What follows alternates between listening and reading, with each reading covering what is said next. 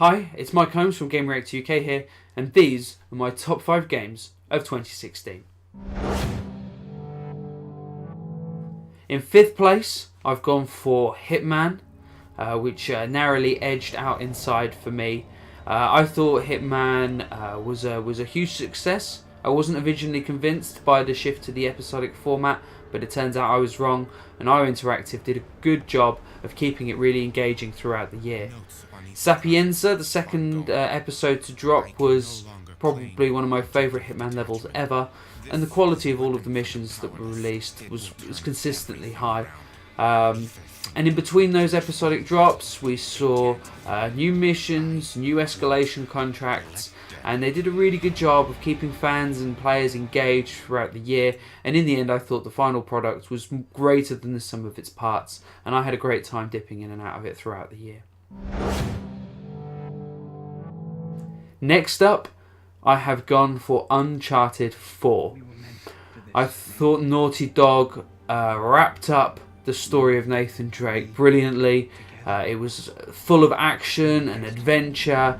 It was entertaining thanks to some brilliant writing and some expertly performed characters. It looked incredible, and the whole package is extremely polished.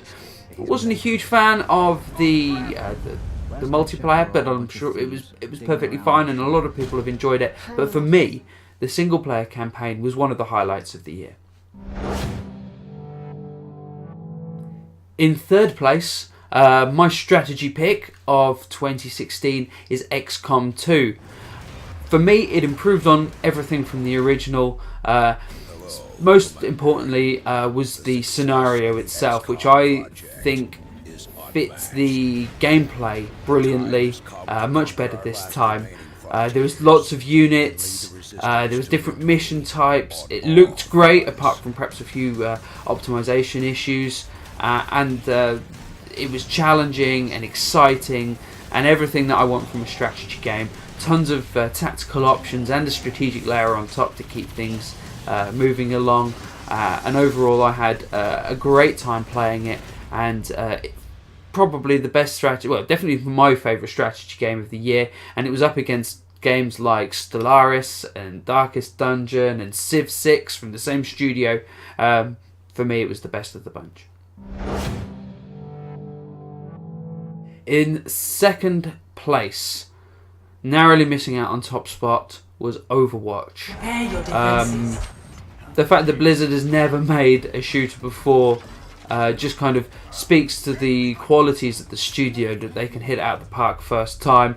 Overwatch released in an incredibly polished state thanks to a lot of iteration and lots of public testing.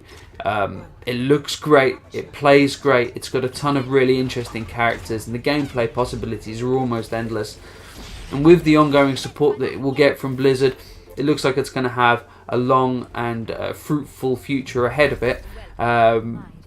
It's a great game, it's a great multiplayer shooter, and the most fun I had online all year. Which brings us to my personal pick for Game of the Year 2016, and I have gone for Dishonored 2. I think Arcane has made a phenomenal video game with Dishonored 2. Artistically, I don't think there's anything that beats it this year, even Overwatch. The character design, the world design, the amount of the attention to detail that has been put into every facet of the game. Throw in all the magic powers and the special abilities of Emily and Corvo, and if you combine that with the environmental design and the way that it all fits together, what they've done is they've created a world that just screams out for the player to explore and experiment with different ways, and there's full of lovely emergent moments, player-authored scenarios where you really have jurisdiction over what happens on screen. And so few games can kind of create those moments in the way that Dishonored does. The story perhaps could have had a little bit more room to grow. Perhaps one more level would have done the trick.